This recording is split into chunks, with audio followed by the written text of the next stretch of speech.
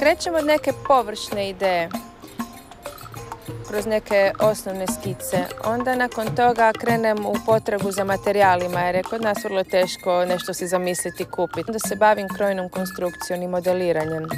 I onda još u procesu tu nastaju neki dodaci koje se lijepe i stavljaju.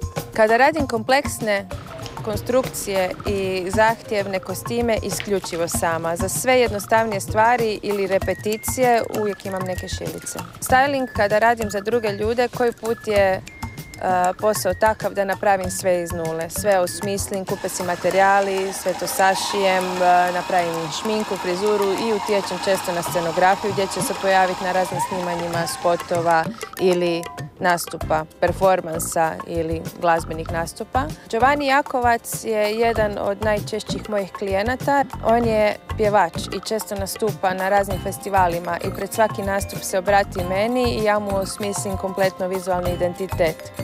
Prije svakog nastupa završimo i napravimo haljinu, kreaciju, osmislimo frizuru i svaki put napravimo jedan fotosession. A teme su različite, koji put imaju veze sa pjesmama kojih on pjeva ili sa mogućom scenografijom na datom festivalu. Tako da smo imali od nekih svemirskih modela do nekih ultraromantičnih, do nekih blagokomičnih, do retro i slično.